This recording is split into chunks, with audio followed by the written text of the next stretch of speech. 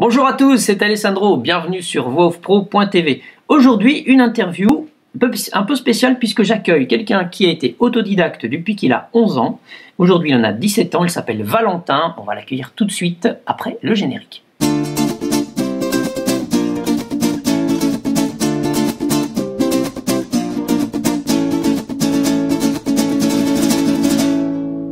Salut Valentin. Salut Alessandro. Comment vas-tu? Ça va très bien et toi?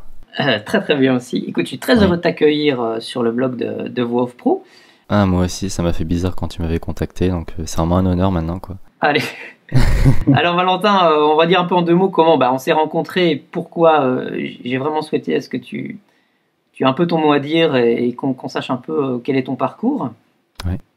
Donc en fait, tu as réagi sur quelques-unes des vidéos que j'ai sur la chaîne YouTube. En fait, je peux même te dire comment je t'ai découvert. Ouais, bah vas-y, je t'en prie. En fait, je cherchais des filtres anti-pop et j'ai vu que tu avais fait une vidéo de conseils sur les filtres anti-pop. Ouais. Et bah voilà, j'ai trouvé tes vidéos très intéressantes, t'expliquais très bien, t'en faisais plusieurs, tu répondais à des questions.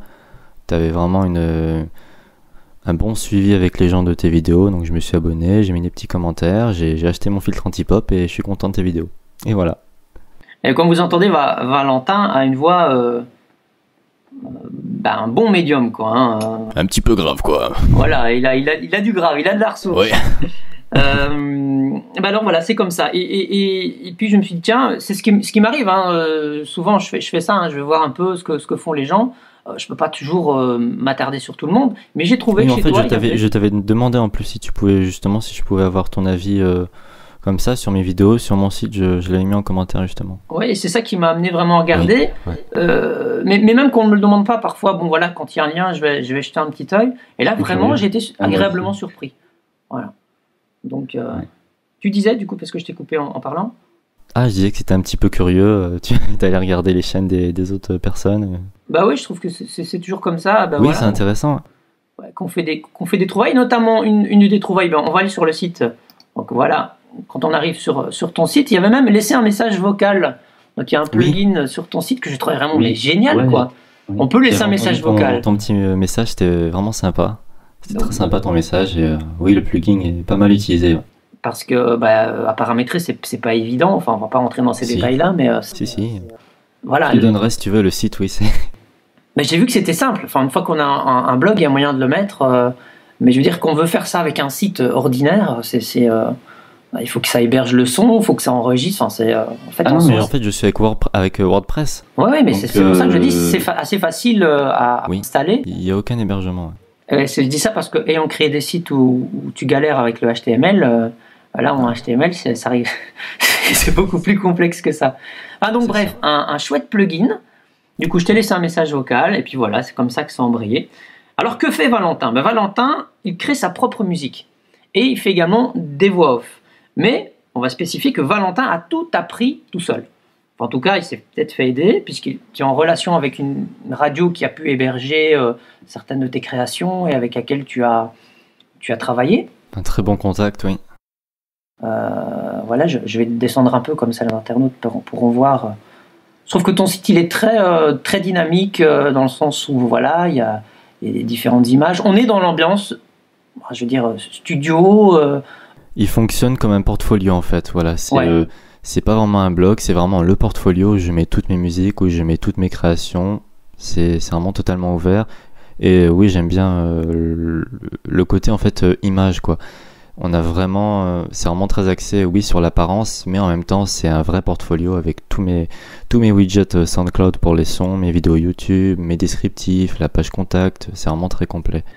Alors, est-ce que tu m'as dit que tu faisais des études de production graphique, ou en tout cas, tu aimerais aller aussi là-dedans? Est-ce que, voilà, donc tu soignes déjà l'apparence, je suppose, et tu... Oui, je fais attention à ça. J'ai créé mes petits sliders qui défilent, par exemple, pour tout simplement pour les étapes de création, pour informer les clients, pour voilà, des petits sliders d'accroche, des choses comme ça, et ça m'amuse beaucoup. Et oui, voilà, donc je passe un peu de temps à ça, à soigner un peu l'apparence du site. J'y travaille souvent. Il y a des petites modifications de temps en temps. On va écouter un peu une de tes productions ici. Je suis dans la rubrique musique. Oui. Je vais prendre la première, hein, Yellow. Je ne sais pas si celle-là est vraiment... Voilà, on va voir un petit peu peu le style.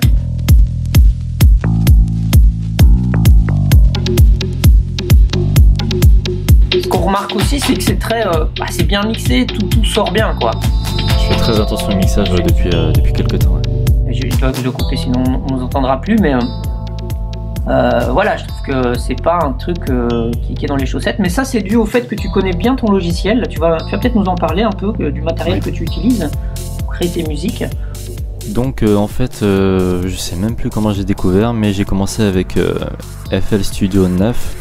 On peut aussi le surnommer Fruity Loops, et donc maintenant je suis passé dernièrement à la 11. Je suis quand même resté 9 ans sur la version, pendant 5 ans sur la version 9 de FL Studio, et donc oui, pendant 5-6 ans j'ai vraiment appris à le connaître, savoir, enfin, dès que j'ai une idée dans la tête, je sais vraiment qu'est-ce que je peux faire avec le logiciel, comment le faire, par où passer, je sais vraiment en fait comment je veux le son, quoi, et après je sais comment l'obtenir. Ouais, ça c'est un avantage évidemment, c'est de bien connaître son logiciel. Mais oui, en passant des heures dessus pendant 5 ans, quoi, 5-6 ans. Non, moi ça peut faire peur à des gens qui disent moi je veux créer mes musiques, mais j'ai pas envie de passer 5-6 ans. Qu'est-ce que tu donnerais comme conseil à quelqu'un qui a envie de créer sa musique sans passer pour autant super intéressant de découvrir. Moi j'avais pas du tout peur de démarrer sur FL Studio 9, et je faisais des musiques de 4 secondes parce que je savais pas comment passer en mode song pour avoir l'apparence de tout le projet en fait. Donc c'est quand même super intéressant de découvrir petit à petit. Petit à petit on commence ses mélodies, on commence ses rythmes, on se perfectionne. Après on peut avoir notre style propre qui démarre. Après on va s'intéresser au mixage, après on va télécharger d'autres synthés, d'autres samples.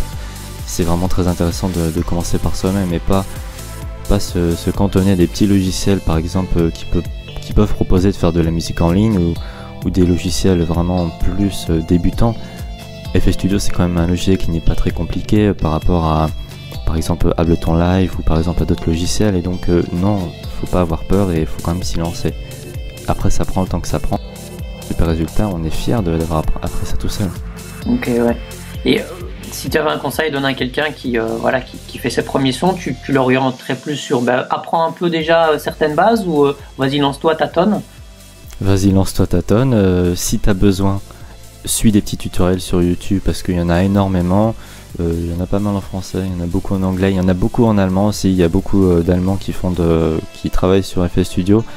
Mais sinon c'est super de commencer par soi-même. Par contre il faut avoir des bonnes enceintes parce que quand on va travailler sur le mixage du son, il faut quand même que ça ressort bien. Un bon micro si on chante, mais sinon on chante pas. Moi je sais que mes musiques, j'adore les faire en instrumental sans chanter. J'avais juste fait un test de chant pour essayer le calage de la voix. Tu pourras la voir sur mon site en fait. Je crois que c'est la deuxième juste après la première qu'on a écoutée. Ouais. Et sinon oui, se lancer, acheter le matériel petit à petit parce qu'au début, à la fin ça fait cher, mais petit à petit le matériel arrive et c'est pas très voilà. Voilà, mais c'est au fur et à mesure hein, évidemment. Mais tant qu'on parle matériel, quel est ton matériel? Qu'est-ce que tu utilises toi comme enceinte, micro, tout ça? Alors déjà j'ai mon PC, c'est un PC portable, pas terrible hein. Je peux jouer à aucun jeu avec, mais de toute façon je suis pas vraiment un gamer, c'est juste pour le travail du son, pour je m'éclate comme pas possible avec ça, donc voilà, un PC portable, voilà, il a rien de spécial. C'est une bonne nouvelle hein, parce que pas besoin d'un gros PC pour faire du son. Oui. Contrairement si on veut faire de l'image, la vidéo ou jouer à des jeux, là on est obligé d'avoir quand même quelque chose qui est un peu plus costaud. Donc, Oui, encore je fais tourner Photoshop. Pour la vidéo, oui. Pour la vidéo, j'ai pas mal de problèmes de latence, etc. Mais pour ce qui est image et son, ça suffit, c'est parfait. Ouais. Ensuite, j'ai un disque dur externe de 320 Go, donc où je peux mettre toute ma banque de sons, tous mes travaux, toutes mes musiques. Tout est bien rangé, faut aussi être assez organisé. J'ai mes enceintes, c'est des Hercule X. Tu connais la marque Hercule? Ouais, je connais. Ouais. Oui, ils font des tables de mixage. Justement, j'ai eu ma première table de mixage chez Hercule. Et donc la référence est XPS DJ Monitor 2.080, je crois. On mettra la référence. Hein. Voilà, j'ai un petit clavier portable qui se branche en USB. Ah oui. C'est un Akai, la marque Akai LPK25. Donc voilà, qui est très pratique. On peut accéder à des harpes, on peut On peut avoir toute la palette d'octaves qu'on veut pour descendre dans les graves, dans les aigus. Voilà, c'est un petit clavier très compact, mais en même temps qui s'adapte vraiment à ce qu'on veut faire. On peut, si on a un PC portable et notre clavier, on peut aller jouer dehors ou je sais pas, on peut faire n'importe quoi. Donc, ce clavier, très pratique. C'est un élément. Enfin, moi, je ne me destine pas à créer des musiques, donc je vois que très vite, on est limité si on n'a pas un clavier. Est-ce que c'est un élément pour toi indispensable ou il y a moyen de s'en passer? FL Studio en fait est paramétré de sorte que le clavier de l'ordinateur fonctionne comme un clavier piano en fait. Les touches, par exemple AZERTY ou les autres, font des notes, font des sons. Ouais, d'accord. Mais au final, on est vite perdu parce que dans les touches du clavier, on a plusieurs étages et au final, on ne sait pas à quelle note ça correspond. Oui, est-ce que voilà, c'est plus simple avec un petit clavier. En tout cas, si on veut faire de la musique et c'est un petit clavier à 30 €. Voilà, le prix, franchement, est intéressant. Oui. Enfin, l'investissement est intéressant pour. À long terme. C'est sûr.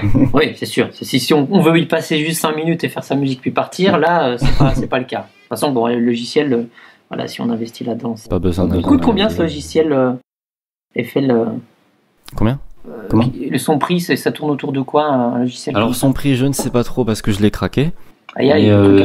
Sinon, oui, ça doit être aux alentours de 90-100 €. Juste le logiciel. Après, sinon, on peut avoir des packs logiciels avec un gros pack de VST. Les VST, c'est des synthés qu'on peut ajouter. C'est des synthés dématérialisés en fait. Ouais. Voilà, en fait. C'est des grandes banques de sons. Voilà. On peut paramétrer. Voilà, et ça peut monter à 300-400 € facilement à VST. Oui. Oui, ça va vite. Et micro, on en est à quoi alors? Micro, alors j'ai acheté mon premier micro chez Saturn, c'est un micro Trust de la marque Trust Star, et c'était un micro à 13 €. Bah ouais, Trust, tu me dis, c'est les tout petits micros pourris, ça. Oui. Les Trust. Là, t'es plus avec un Trust, là, quand même. Non. Ah, imaginez, mais je le garde, il est toujours sur mon enceinte, ça fait un peu une relique, quoi. Ouais. Oui, on peut pas s'en séparer hein, quand on démarre avec un matériel. Après, ça devient un peu des talismans. Non plus, quoi. Il a son petit trépied, voilà. Il se branche en jack aussi, donc voilà. Et maintenant, j'ai un Eagleton UM30 qui se branche en USB. Oui. Et je pense plus tard passer en XLR avec une carte son externe.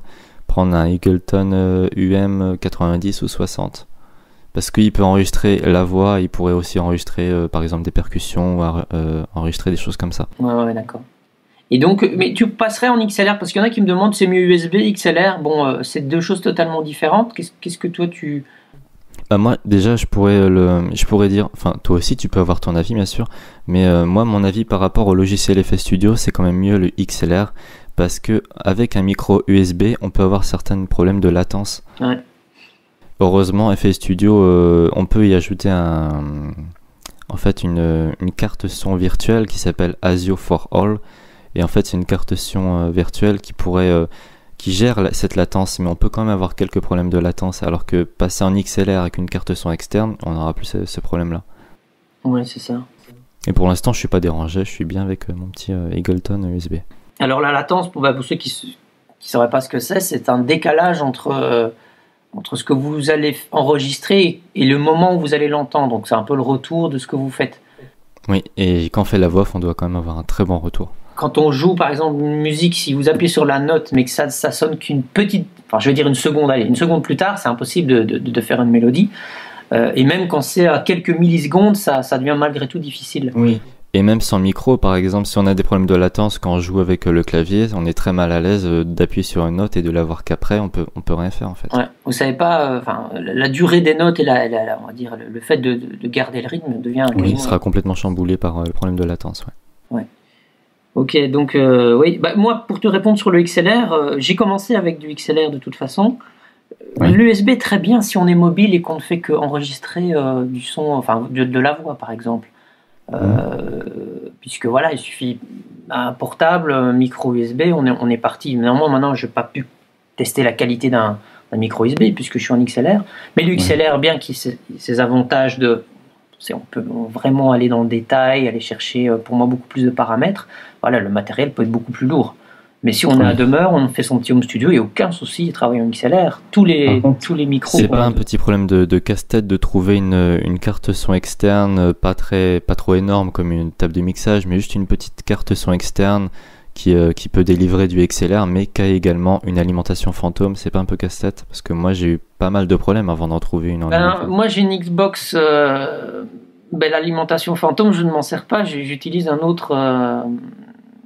Un ampli à part, quoi. Donc si tu veux, ça fait déjà une carte son pour gérer le son et le logiciel, puisque c'était Pro Tools, donc elle est liée au logiciel Pro Tools, parce que c'est Pro Tools 8. Et j'ai un DBX qui est en fait un espèce de préampli mini compresseur. C'est pas vraiment comme un vrai compresseur, mais voilà, ça vraiment, ça me donne de la pêche. Quand j'ai branché la première fois le micro sur l'alimentation, j'ai dû vraiment pousser loin pour dire d'avoir du niveau, et du coup ça génère un peu de souffle malgré qu'on est quand même dans du matériel correct. Donc c'est pas top. Et avec un ampli externe, là il n'y a plus de soucis, on a beaucoup plus de réglages fins. Avant j'avais une Behringer, donc petite mixette, et c'est avec ça que j'avais amplifié les micros, mais je travaillais pas sur vraiment PC, c'était vraiment jack sur un mini disque, et donc j'ai gardé cette mixette pour alimenter le micro. Et puis quand j'ai eu la mini M-Box, j'ai dit bah voilà, je vais le faire avec la M-Box. Bah oui, mais bon, sauf que c'était un peu limite, quoi. Mais l'ampli de tout appareil, je veux dire, qui combine tout, à un moment donné, il y a toujours une faiblesse quelque part.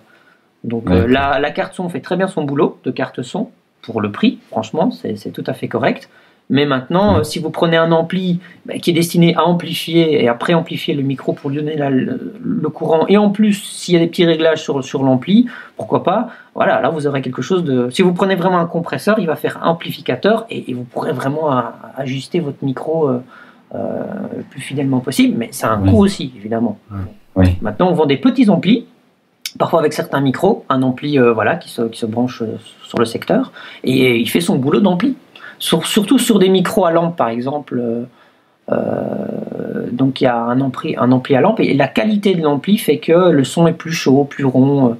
Mais là on est déjà sur une gamme de micro pro, puisque les amplis accessibles Monsieur Tout le Monde, ils vont être, ce seront des transistors, et on a un son dit plus froid, mais parfois il faut vraiment écouter. Il faut vraiment monter en très haut de gamme pour dire voilà, là il y a une différence. Oui, c'est pour ça que j'ai débuté en USB, parce que déjà niveau prix, on peut quand même accéder à une bonne qualité pour un prix qui est assez faible, de 50 €. Ou démarrer, et puis après c'est tout en avançant. Moi j'ai pas acheté un ampli tout de suite non plus. Ça a été tout en évoluant avec le matériel. Tout à fait. Ok, revenons un peu à tes voix. Alors il y a une des émissions que tu as lancé, tu mets ton Top of the Week. J'ai vu ça, je trouvais ça pas mal. Tu peux nous en parler un peu, puisqu'on va écouter ça, on va peut-être mettre quelques secondes de l'émission puisque tu la présentes, et puis nous dire un peu comment tu fais cette émission, comment tu gères ta voix, tout ça. Voilà, je lance, donc il va charger. Attends, on va écouter ça.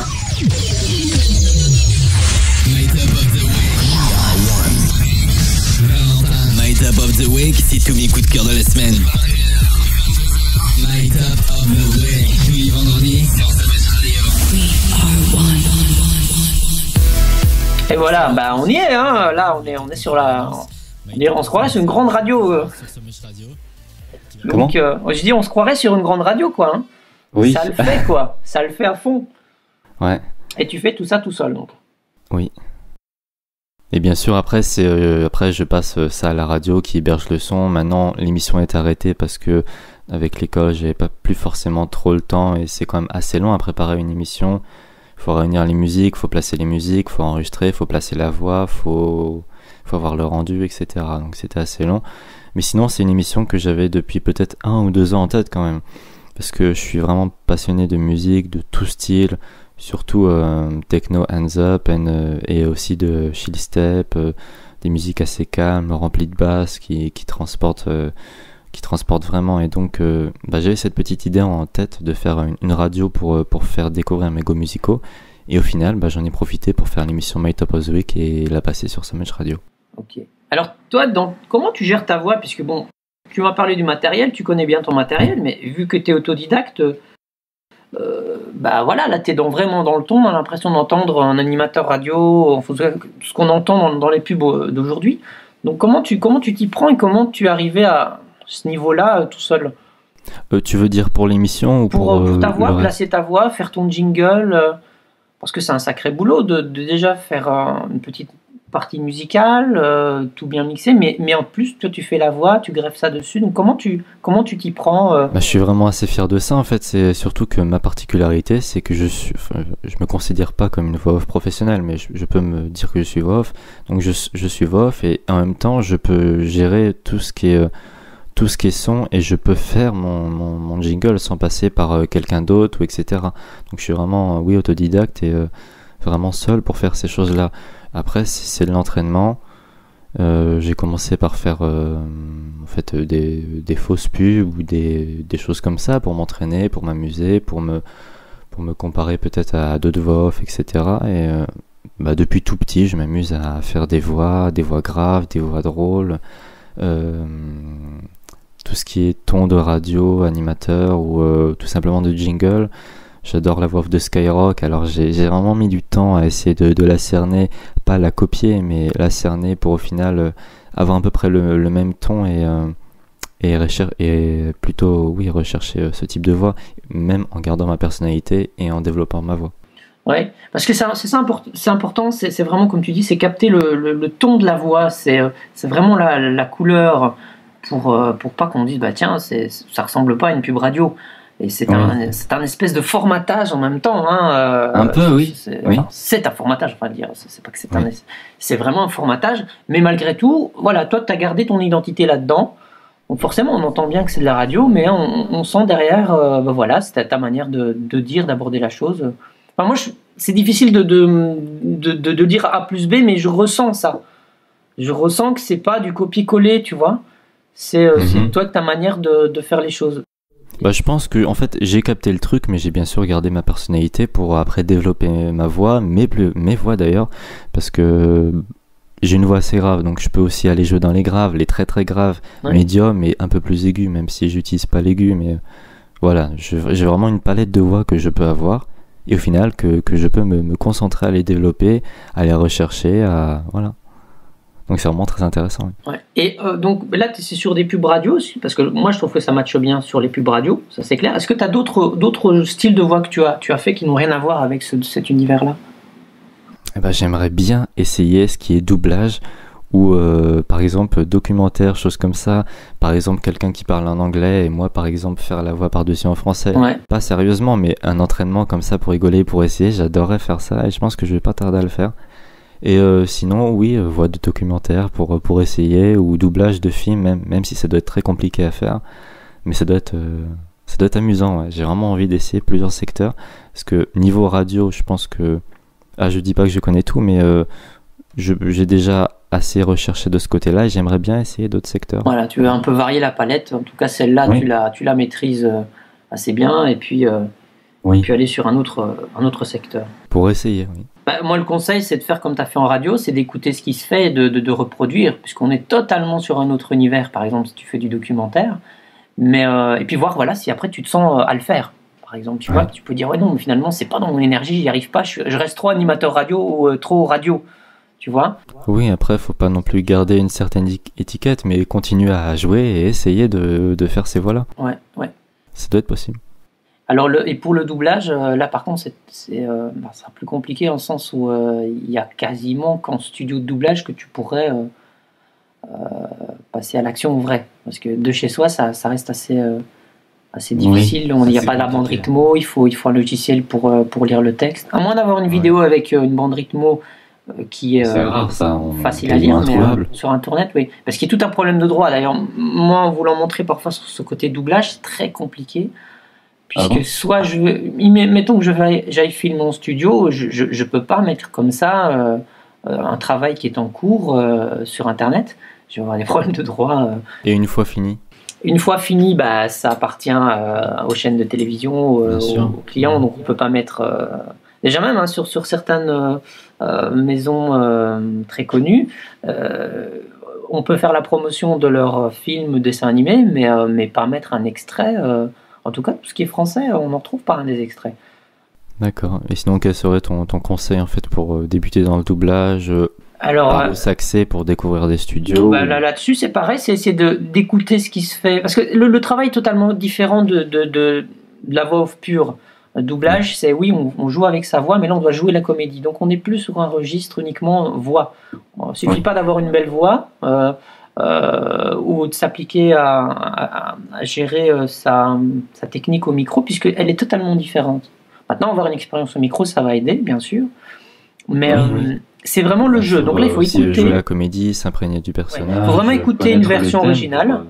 Dès que tu écoutes une version originale, et puis si elle était faite aussi en français, tu la mets pas en français, mais tu fais avec le texte en français, tu essaies de jouer de la même manière.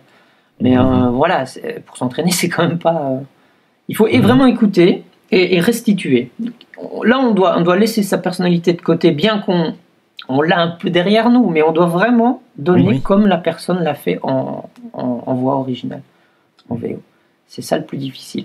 La technique, ça s'apprend, donc il faut pas se prendre la tête avec ça. Si vous n'êtes pas raccord, c'est pas bien synchro, c'est pas grave, parce que si vous jouez juste, après en studio, ça s'apprend. Vous aurez le matériel pour vous caler, et si c'est pas top, on vous recalerait un peu dans la mesure du possible. Mais si vous jouez pas, vous avez beau lire en place, ça servira à rien. Donc on sent que c'est lu, on sent que ça se lâche pas assez, on dit oui, c'est super en place, c'est génial, mais voilà, il nous manque le principal. Ça doit être compliqué quand même au départ de pouvoir se lancer dans ça. C'est beaucoup d'informations à gérer en peu de temps au début, mais voilà, ça s'apprend, c'est comme tout. Comme toi, quand tu as découvert un peu tout l'univers au début dans ton logiciel, ben voilà, tu sais pas trop où tu vas, et puis petit à petit, tu le maîtrises. Mais si derrière ta voix, tu l'améliores pas, tu fais pas un ton radio quand tu écoutes une pub, ça va être pareil. Oui. Tu vas faire une belle bande son et tout, bah ouais, ok, à la limite. Mais derrière, c'est top of the week. Et ça fait un truc très plat, quoi. Tu vois ce que je veux dire? Donc voilà, si t'es pas dans le ton radio, si on sent pas que tu top of the week, l'émission qui on t'en donne envie aux gens d'aller écouter, et en même temps ça fait c'est jeune, ça bouge et péchu. Voilà, c'est ce qu'on veut donner comme image. Alors là, ça marche. Si c'est lu, si c'est pas joué, c'est en ça que en tant que voix off, tu dois jouer du texte quand tu fais un genre de pub, ce qui serait proche du doublage, mais le doublage, c'est vraiment du jeu pur. On n'est pas dans un formatage comme une publicité, par exemple, ou comme une narration. Il y a certains tons qu'on peut retrouver dans plusieurs films. Il y a quand même des tons de doublage, quand même.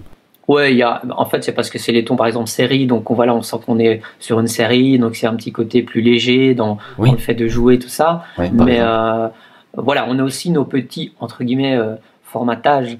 On sait qu'on doit donner plus de voix, plus de punch quand on est dans telle et telle situation sur une série, mais quand on est dans un film, qui plus est un film d'auteur, voilà, là on peut vraiment être dans le jeu pur et dur de l'acteur. Ça doit être super sympa en tout cas.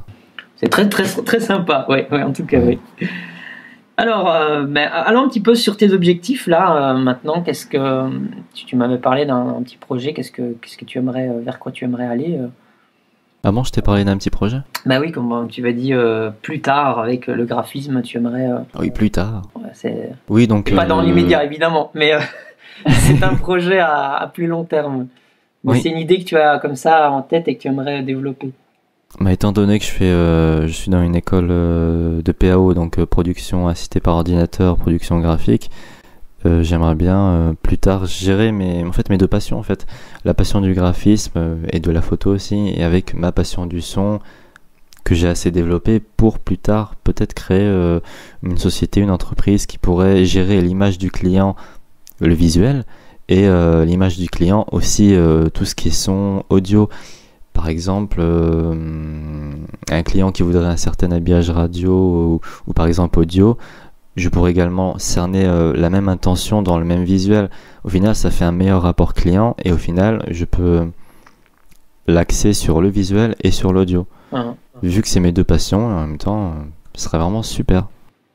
Ici, les logos, par exemple, je vois sur musique, il y a un œil comme ça avec une pyramide. C'est toi aussi, ça ou c'est... Oui, c'était un fond d'écran que je faisais juste pour m'amuser. Un peu inspiration Illuminati avec le petit triangle, le petit œil et tout. Après, c'était devenu le fond d'écran de ma chaîne et maintenant c'est devenu mon logo pour mes musiques. Après, mon logo, tout ce qui est radio, etc., c'est juste Wow We Are One que tu as peut-être vu sur d'autres logos, je sais pas, non? Oui, j'en ai vu. Oui, le Voilà. WAO. Donc j'ai un petit logo pour mes musiques et l'autre pour mes habillages. Parce qu'il est sympa aussi, hein, ce WAO. We Are One, ouais. Alors le nom là, petite anecdote sur ton nom, on va aller sur ta chaîne YouTube. Oui. Il y a XDJWAOX. Alors, comment ça se fait que d'où t'es venu ce nom? Raconte-nous un peu, quelle est cette histoire?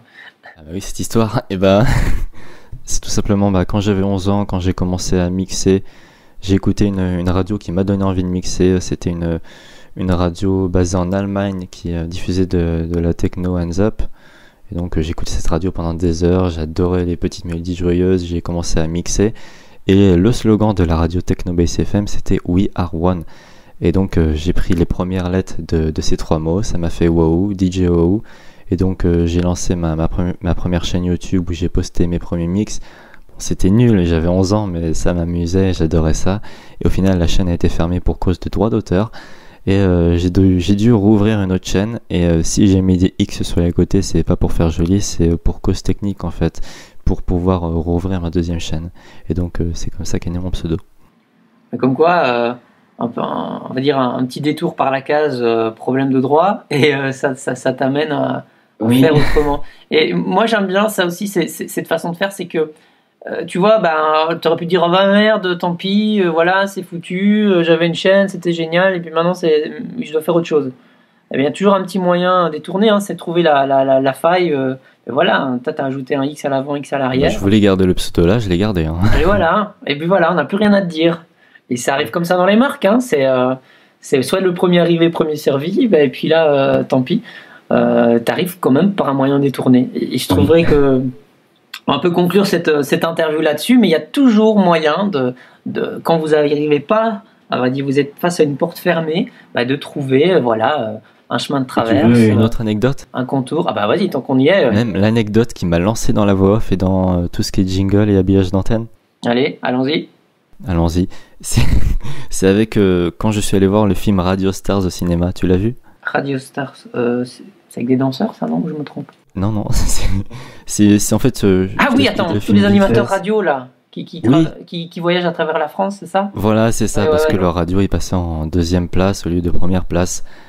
Et donc, en fait, tout au long du film, on a des petits jingles qui sont lancés avec une belle grosse voix grave. Le texte est assez cru et même vulgaire, mais au final, le texte, je m'en fichais. Mais tout ce qui était le ton et comment c'était fait, je me suis dit, c'est vachement intéressant. Et surtout, c'est même pas un vrai jingle. Alors, il a dû être créé de toutes pièces. Alors, moi aussi, je peux peut-être faire ça. Et donc, dès que je suis rentré chez moi, j'ai repris la même voix. Je suis allé la trouver sur YouTube. J'ai réussi à la décomposer un peu, j'ai placé ça sur une musique et j'ai fait mon tout premier jingle. Et après, j'ai rajouté ma voix avec mon petit micro à 13 €. Et 2 jours après, une radio m'avait contacté pour faire tout leur habillage antenne. Génial. Oui, voilà, et c'est vraiment comme ça que je me suis lancé dans cette passion-là. Comme quoi, hein, il faut pas avoir peur, il faut y aller, quoi. Oui, il faut vraiment se lancer. Et oui, mais bien sûr, j'avais aussi les bases du logiciel. Ouais, ça t'a aidé, bien sûr, oui. Donc vous ne lancez pas non plus si voilà, vous découvrez à peine le matos, mais chouette en tout cas. Hein, quel beau parcours de voir un film, d'y aller, tac. Et, ça me fait penser, j'avais interviewé Julie Bataille, elle avait dit... Elle avait à peine 12 ans quand elle voulait chanter, elle était là à Paris, chez un producteur de musique, et puis voilà, elle avait pas de rendez-vous, mais elle dit mais je veux chanter, et puis voilà, le gars l'a trouvée tellement mignonne, il a dit écoute, voilà, on va un petit peu regarder à ça, et elle a sorti son premier album, enfin en tout cas c'était un single comme super, ça. Ouais. Et on se dit mais c'est incroyable, puis quand on voit l'énergie qu'elle a donné. Donc quand vous avez un projet, vraiment, vous avez des idées, c'est vrai que souvent on fait ah oui mais ça je sais pas faire, et finalement on reporte, la fameuse procrastination. Et essayez de faire ce que vous pouvez dans l'immédiat. Il y aura toujours quelqu'un qui va pouvoir vous aider, que ce soit sur YouTube, vous allez trouver des logiciels pour par exemple FL Studio, ça regorge de tutos. Bon, maintenant, ils ne sont pas tous forcément géniaux, mais vous allez trouver votre information et vous allez comme ça grappiller petit à petit les échelons jusqu'à faire ou finaliser votre projet. Il y a un autre logiciel que j'aimerais bien essayer, c'est Adobe Audition, qui a l'air vraiment super. Tu connais peut-être? Je connais de nom, mais je suis pas utilisé. Il a l'air vraiment très bien pour la voix off, pour enregistrer sa voix. Il est aussi garni d'effets, donc ça peut être vraiment très bien. Oui. Je dit pour la voix, moi je trouve qu'il n'y a pas besoin de grand chose. Hein. Si c'est de la voix brute maintenant, dès que tu commences à mixer des musiques, là où il faut quand même quelque chose qui le permette assez facilement. Oui, mais pas forcément pour mixer une musique, mais vu que je produis mes propres jingles, etc., mes propres productions audio, j'ai quand même besoin d'effets, des choses comme ça, et donc ça m'intéresse assez, et je vais peut-être essayer. Ok. Bah écoute, tu nous tiens au courant de tout ça, Valentin? Ah mais oui. Ben voilà, c'était Valentin. Alors, il y aura tous les liens un peu de ta chaîne et de ton site. On les a vus tout au long de cette interview. Ben moi, je te souhaite en tout cas de continuer dans les voies merci et dans ce que tu fais. Est-ce que tu peux nous faire un petit message là spécial pour les auditeurs du blog avec ta belle et grosse voix grave? Tu veux que je prenne une voix pour faire Allez, tu nous dis, bah voilà, je sais pas, c'était Valentin sur Voix Off Pro, un grand merci et salut à tous, un truc comme ça. Bon, bah, c'était Valentin sur voixoffpro.tv, j'ai vraiment été super content de faire une interview avec Alessandro, ça s'est vraiment super bien passé. Blog très intéressant, des vidéos super, vraiment gorgées de conseils, une communauté qui suit aussi derrière. J'ai vu, il y a plein de commentaires dans les interviews, parce que j'ai regardé l'interview avec Lorenzo justement. Et beaucoup de commentaires, beaucoup de bons retours, donc continue aussi ton blog et ton site, donc voilà, c'est vraiment super et merci beaucoup de m'avoir interviewé. Avec grand plaisir, Valentin. Ciao. Voilà, c'était Valentin sur le blog de Voix Off Pro. Je vous dis à très bientôt pour de nouvelles vidéos sur voixoffpro.tv. Envie de réagir à cette interview, de découvrir plus de conseils, d'astuces? Rendez-vous sur www.voixoffpro.tv.